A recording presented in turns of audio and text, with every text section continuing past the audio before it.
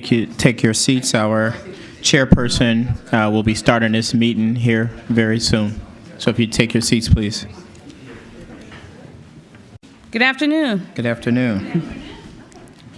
I'd like to call the RTA External and Stakeholder Relations Advocacy Committee to order, please. Can you call the roll? Ms. McCall, Here. Reverend Lucas, Mr. Bibb, and Mayor Wheelo. Madam Chair, we have 3 committee members present. Okay, great. As many of you know, and Dr. Caver, before I turn it over for the presentation, in case you want to have any opening remarks, this is really the first kickoff to this committee. We had talked about meeting a while ago and making sure that we align our committee to match with what's happening in terms of our 5-pillar plans. One of the most important aspects of what we're doing is looking at how RTA's system is designed today. Is it designed for the system of today, the system of yesterday, or the system of tomorrow? And so with that, the RTA team did a fantastic job of going out and procuring, which you will all find out in a few minutes, probably one of the most popular firms that does this, not just here, if I'm not mistaken, all over the world, and I don't want to steal your thunder on this. And so I just felt that it was important that we devote the time. This will be the first of several meetings. This particular committee will incorporate public comment. Today, we want to be mindful of the schedule of our presenters, so we do have a hard stop at 2 o'clock. But this is the first. It is not the only and will not be the last. What I think we wanted to do with this one, and Dr. Caver, you can advise, is really make it sort of kind of on the ground first, you know, where we are, where we need to get to, how we plan on getting that, and then just embrace and hear what we're talking about, and then we'll be working on a program together moving forward. And so with that, Dr. Caver, did you want to add anything? And if not, I'll turn it over to you to introduce our team. Yes, Chair McCall, thank you, and members of the committee. As Ms. McCall mentioned, this project fits into our pillars and is one of the 5 pillars in our pillar studies. Just to remind individuals, those studies include a rail car study where we are reviewing the need for rail cars. The second one is an economic impact, which will be coming to this committee on March 5th, where we will present the results of the Cleveland State Economic Impact Study that was conducted over the last several months. Another would be our fair equity study. It's another pillar where we want to understand the prices that we charge, as well as their effect on our customers and ridership. The other pillar that we're working on, and there was a meeting this afternoon, and that is on financial review as well as an operational review. And that will be in our financial vein as we continue to build on the structure that we have. But today we're here for the system redesign. As Ms. McCall mentioned, we have entered a partnership with Jarrett Walker and Associates, who will be helping take our community through reimagining the system and looking at potential redesigns that may be able to assist in providing what the public wants. And so he'll talk about some of those trade-offs, so I won't presuppose that we know what they want, but he is being active, and this starts his first week with us. There's a week-long planning retreat that he will be having with leaders from the city, from the state, from NOACA, and other agencies that are planning leaders, so that he understands a bit about the future and as well as the current state of our city.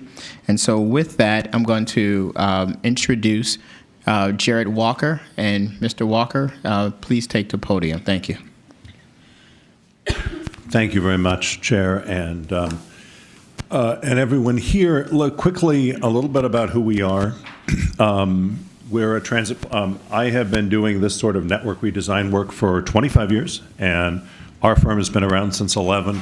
And we've been doing major network design studies in lots and lots of cities that will be familiar to you, and have a pretty good track record of some very successful implementations. Most recently, Houston, Columbus, and Richmond. I wrote a book called Human Transit, which is a very friendly read for anyone who wants to just find their way into the public transit planning problem and understand what it is and think about what the real choices are. I'll be sharing some of those ideas today. But the fundamental idea of our firm is we foster clear conversations about transit, leading to confident decisions. I am a consultant who aspires never to make a recommendation. It is my goal never to tell you what I think you should do. I will make recommendations about questions you should ask and things you should think about. And we obviously will have a role in helping to develop ideas with your team. But the whole point of this is for this to be your plan and not ours, and for this to be the result of your thought process and your work, not just ours. And when it comes to the big decisions that really affect the future of your transit system, we will set up those questions, but we will not recommend an answer. And we will create that space for you to have your own conversation. I promise it will not always be easy. Some of these decisions are very difficult. That's partly why I like not making them myself. Our team, very quickly, we've got a very compact team working together. My colleague Evan Landman, our project manager, and Chris Yuen are here with me. So what's the basic question of this study? RTA has only so much money to run transit service. So you have to have priorities. So what should the priorities be? So this study is about asking the public whether the way the service is deployed matches their priorities, and if not, what those priorities should be. And so what we're going to be doing is starting by sketching out some contrasting alternatives, and I'll talk more about that in a minute. But let me start by backing up and sharing and bringing us all into the presence of a set of geometric facts about what public transit is and how it interacts with its environment and how that produces useful mobility. And I want you to notice all through this presentation that I'm talking about geometry. I'm not going to say anything about culture. I'm not going to say anything about demographics. I'm not going to say anything about marketing. I'm talking about the brute, physical, spatial facts of what a city is, how public transit interacts with a city. And because it's geometry, you can be really sure about it. And I want to encourage you all to be aware of that, that's what we're talking about throughout here. So the most important word of my presentation is if. If you wanted high ridership, and I'm not saying that you should, but the next part of my presentation will be is a giant if clause. If you wanted high ridership, here's how we would go about thinking. First of all, think about somebody who is somewhere, this happens to be a graphic from our project in Dublin, Ireland, but it could be anywhere, who's asking the question, where could I go in a given amount of time? That question is basically, what could I do in my life? And that's why I'm comfortable talking about freedom and saying that transportation planning is freedom planning. Because when you think about what freedom is, it's the presence of meaningful choices before us, the sense that we could do this or this or this, and we have an actual choice. When you think about all the freedoms that we have to go out, leave our home to exercise, your ability to get there is a fundamental necessary condition for you actually having that freedom, right? It matters that you have a choice of jobs you can compete for, a choice of schools you could go to, a choice of places you could shop, a choice of clubs you could belong to. And fundamentally, that's what we're measuring when we ask this question. So where could I be in 45 minutes, say? Well, we can draw a picture of that. It's a blob around you, showing where you could get to in that amount of time. And in Dublin, where we're doing an existing network and a proposed new network, we can show the difference. And this is a great way of capturing, in combination, all the different aspects of a network design and boiling them down to the one thing that I argue matters most, which is, can people get there? Where can people get to?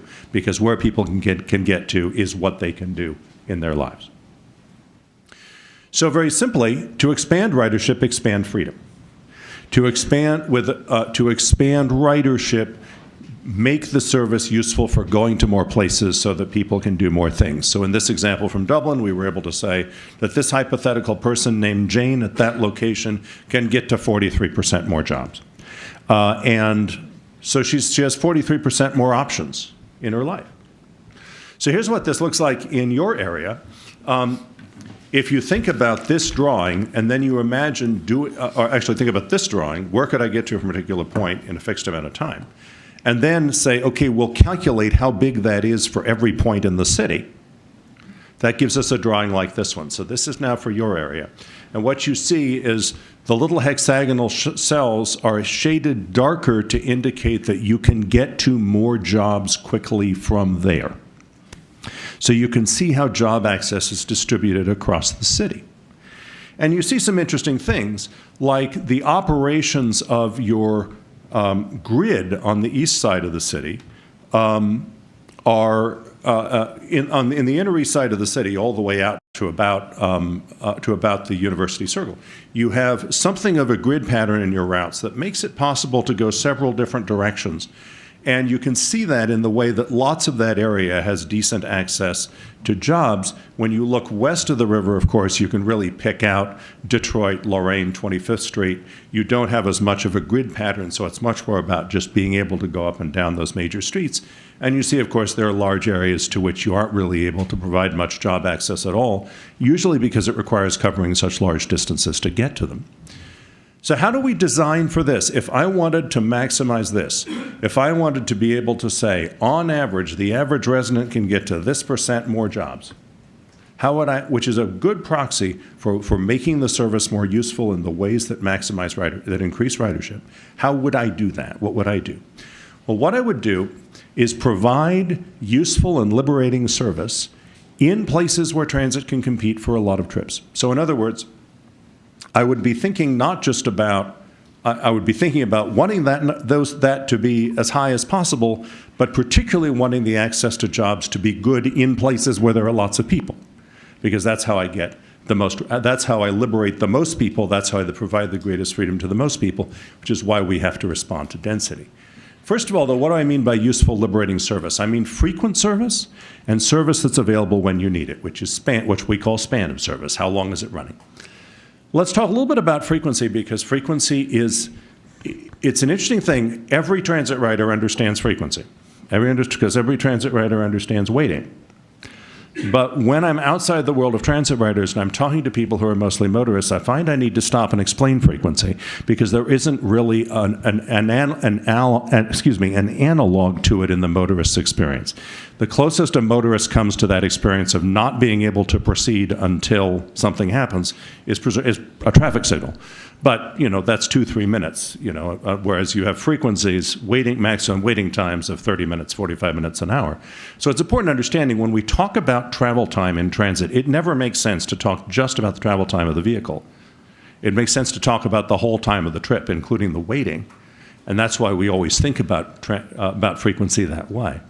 Now, at our firm, every time we do a study, we take the route-by-route data for every bus route in that system, and we keep dumping it into a big database. And what you see here on the x-axis is frequency, where high frequency is to the left, right? 15-minute frequency, 30, 45, where the low number is better. And then on the y-axis, you see boardings per revenue hour. In other words, bang for buck. Ridership divided by cost is what that fundamentally is. And you should detect that not only does higher frequency correlate with higher productivity, but that there's a little bit of sense of the line curving upward when you get down to about that 15-minute frequency. This is really important. Notice, too, that when we think about bang for buck, ridership per revenue hour, the frequency is actually in the bottom of that ratio, because frequency is expensive and higher frequency is more expensive. You'd expect the curve to go the other way, but in fact the curve always goes this way. So high frequency, 15 minutes or better, is enormously powerful if you deploy it in the right places where lots of people will benefit from it, and that's what we see everywhere. You can see exactly the same pattern in your own data, a little more rough. Here's every route in your own system. It's the very same graph, and you can see again the correlation, higher productivity for higher frequency. So, and here's what your frequency looks like at RTA. You right now have only a couple of frequent bus routes now that are really frequent all day, 25th Street and the 15 going out into the southeast, but in addition to pieces of your rail network, of course. This is where we are starting with. And one of the things I want to emphasize is that all throughout this study, every map that we draw will be in this style so that you can see frequency. High frequency service will be a red line. When we don't do that, we end up not having a clear conversation about frequency, but you really have to, because it's so fundamental to the success of transit. Now, we can't, unfortunately, provide high frequency everywhere. You can't do that. Frequency is very expensive. So the question of where you run it, where you focus your service, is really fundamental to thinking clearly about ridership. Remember, we are inside an if clause. This whole thing is if ridership is what you want. So we focus on a few things. One is density. Now, people get very emotional about density, so let's take a deep breath and understand that we're just talking about geometry here. So these two bus routes have the same cost to run because they both have two buses on them, but the one in the upper image has twice as many people around every stop. So, of course, all of the things being equal, that's twice the ridership, and that's what we experience. So density is just how many people are around every stop, and that is overwhelmingly important to the size of our market. And again, notice I want that to be geometrically obvious, not just from seeing a bunch of data, but from stopping and thinking about what density is. There's your density. We'll come back to that a lot more and talk about it. Your frequent network does pretty much follow your pattern of density, and that's why it does as well as it does, but there are many high-density places that are not served with frequent service. We can talk more about. Walkability. Those two drawings on the left, both of those, there's a dot in the center, which is a hypothetical transit stop, and then there's a circle around it, maybe a quarter mile in diameter. And the black lines are showing you where in that circle, a quarter mile radius, can you actually walk to the stop in a quarter mile. In other words, we're capturing the effect of the local street network on people's ability to actually get to a stop, even if they're close to it in air distance. And as you see, if you've got a good historic connected street network like the one in the upper image, almost everyone in the circle can actually walk to the stop. But if you have a disconnected street network like the one in the lower image, sound walls, squiggly streets, lots of cul-de-sacs, more of the area is simply walled off from the stop effectively by there being no way to walk to it.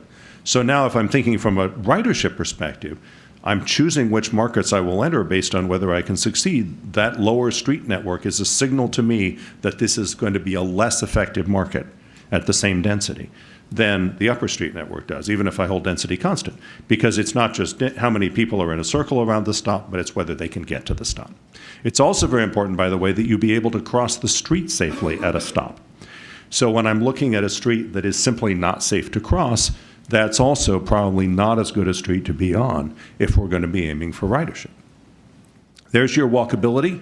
This is actually has a measurement of the connectivity of the street network, the sense to which, the degree to which your street network resembles the upper one as opposed to the lower one.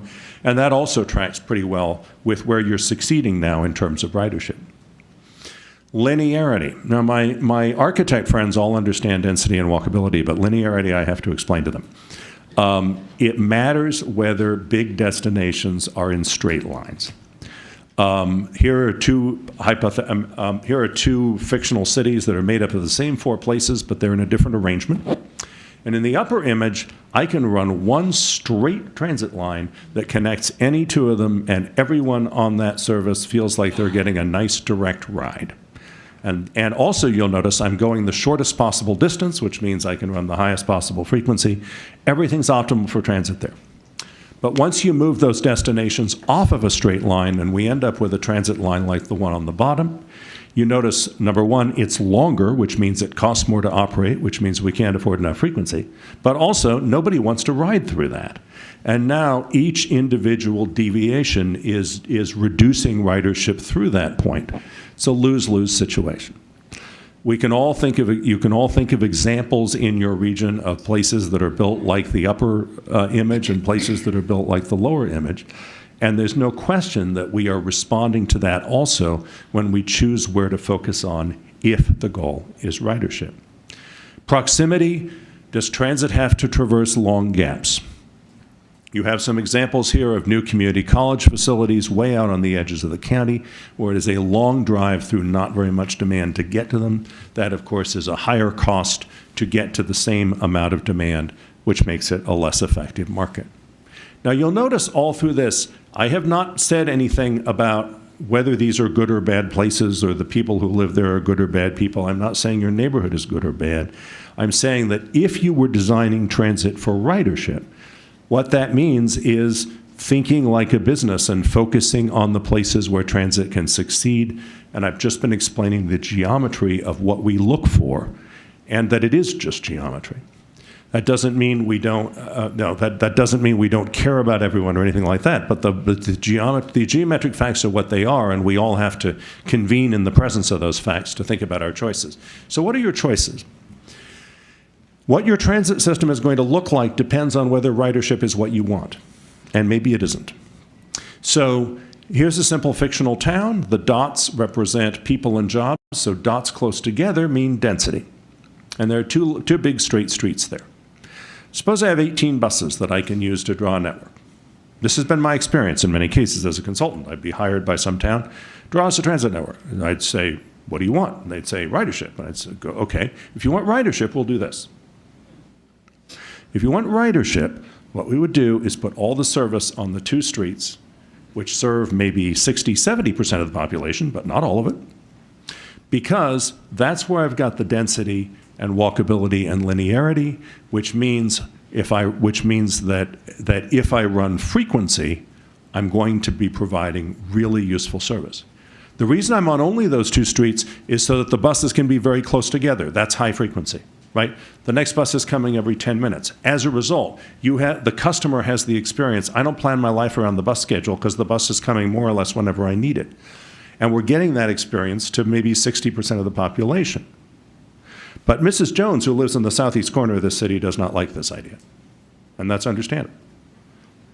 And that would often have this conversation. A city would hire me to draw a high ridership transit network. I'd draw them this. They'd come back and say, but you forgot Mrs. Jones. And I would say, no, I didn't forget Mrs. Jones. You told me to draw a high ridership transit network.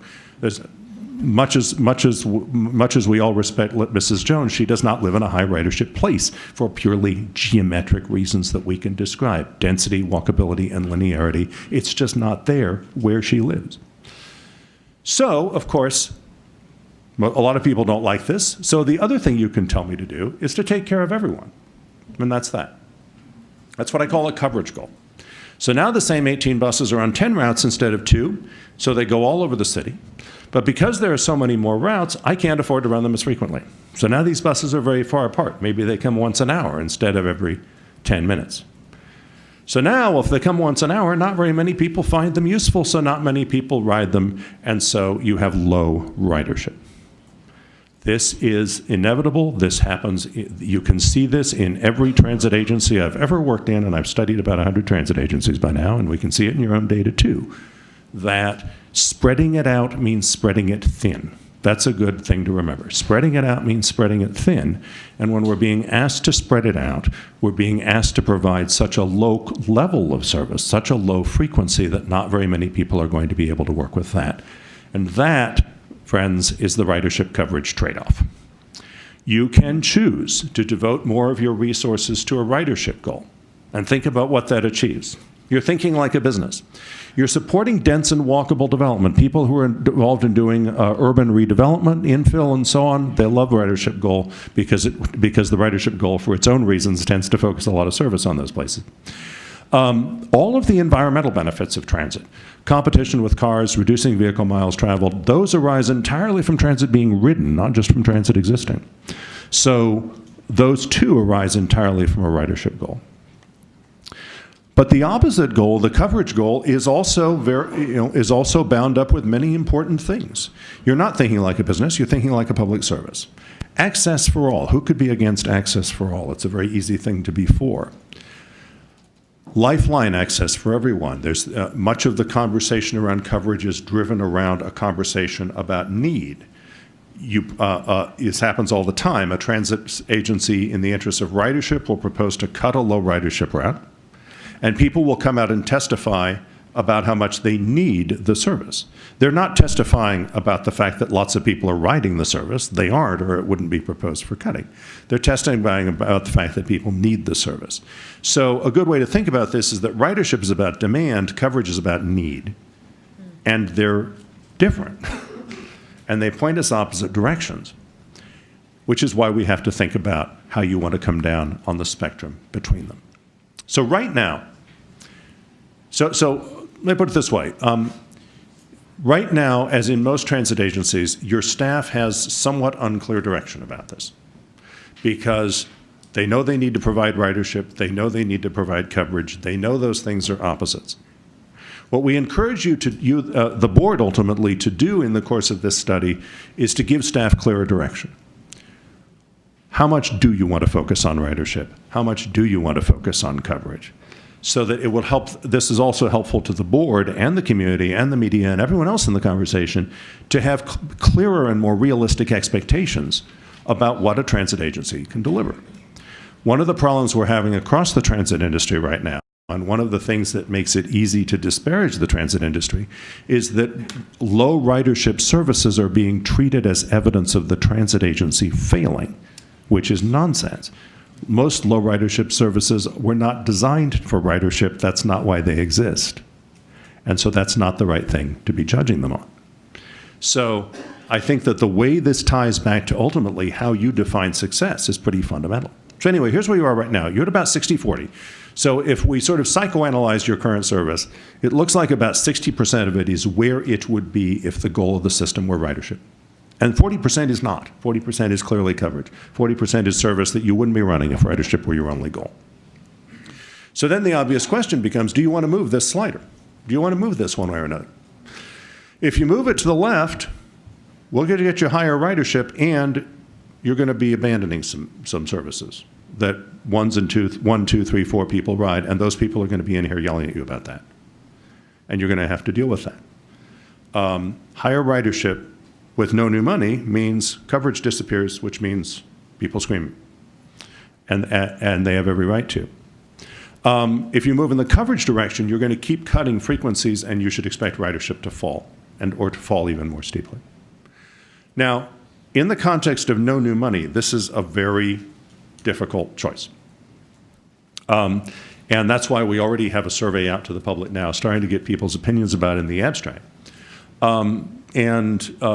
Because it's very hard, and my job is not to make this easy, my job is to make it clear.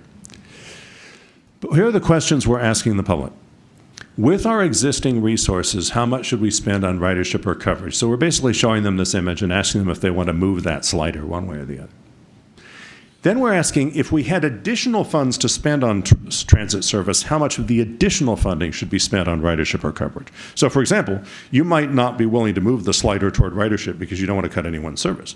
But you might say, oh, if we have more money, let's spend that on ridership, still not cutting anyone's service. So it's a slightly different question when we're talking about new money, and you have a different conversation about that new increment. We're also asking a slightly more subtle question about coverage service. When we run predictably low ridership service to low ridership places, there are several different policy reasons why we tend to do that. The first is really need, or sometimes described as equality or justice. Serving people who have no alternative, including people with seniors and people with low incomes, wherever they are. And of course, it is only a coverage service if they are living in a place that we wouldn't go to if we were doing a ridership network. The second is responding to new development. You have a new community college being built way out practically on the Lorain County line on I-90. That's going to be a new place that RTA might have to go without having more money to go there. Is that the thing that coverage money should be spent on? And finally, we often hear the principle of serving everyone who pays taxes into the district, no matter where they're located. And obviously, if that's the goal, it gives you the most spread out network, because now you have to go to every corner of the county, wealthy or poor or anything in between, in order to, in some sense, be there. And that, of course, spreading it out means spreading it thin. That gives you the lowest frequencies of all. So let me show you what we're thinking about doing now. We're thinking about sketching 4 alternatives. And they look more or less like this. And let's focus on the 2 middle ones first. So the y-axis here is available resources. The existing level of resources, an unfortunate possibility in which there might be less resources, and then a possibility in which there might be more. We'll work out the details of exactly what % less and more they are, but generally there's that difference. The 2 existing level resources will differ based on whether they are more focused on ridership or on coverage. So the idea there is to give you a much more specific illustration of what it would mean to turn the dial toward ridership and what it would mean to turn the dial toward coverage. I am alerting you and encourage you to alert all of your board colleagues that those maps, when they are released, will provoke a lot of conversation and a lot of controversy, because what we're trying to do is make this difficult choice visible so that everyone in the community has an opportunity to think about it and come to their own view about it. And that really requires having a more vivid sense of what the trade-off is. With the existing, frankly, fairly meager resources deployed in those 2 ways, it will be quite a striking contrast, and I'm pretty confident that almost everybody in the community will wish they could have both. But in the context of existing resources, You have to figure out where you come down on the spectrum between them. And then later on, after we have some feedback on on those two scenarios for existing, we'll develop some scenarios for growth and possibly for less service. So here's our next steps. Right now, we have an online survey underway. It's on the web. It's open through March 17th. Please encourage everyone you know to take it once. Then also this month, we're going to be doing a design workshop, which is I and our staff locking ourselves in a room with key RTA staff, key City of Cleveland staff, key county staff, key MPO staff, to hammer out what these two alternatives will look like. Actually draw the maps. One will be more focused on ridership, the other will be more focused on coverage. Those will come out in the spring, and then we have a round of public engagement about that. What do you think of this trade-off? Should we really move one way or another? The existing system is sitting there, of course, too, as always, an alternative. And what often happens here is, what happens here from is lots of people will be saying, oh, your ridership needs to be higher, without understanding what they're proposing that you sacrifice in order to do that. And a lot of people will be saying, you should go out here to these new places without understanding what that means about what you would sacrifice to do that. And this brings everyone into the presence of the same reality, which is that you're not going to do both of those things, and either of these things is going to come at the expense of something else. After that public engagement, when we have a sense of what the public and the community feel about these two alternatives, then we're going to come back to you and ask the entire board for some guidance. So where do you ultimately get to make the decision? What do you think the balance should be? And that meeting where we look for that guidance is the early July board meeting, July 9th. Obviously, lots of time to talk about this before then. Immediately after that meeting, we go into the second design workshop, and that's where we're going to design the high and low alternatives in this graph, the top and bottom ones. And that will be informed to a great degree by what direction we've gotten about where you want to be on the ridership coverage spectrum. Once we've designed those, we have another round of public engagement, and our work ends with the final alternatives report and board presentation in October. So with that, I'd like to thank you very much and answer any questions.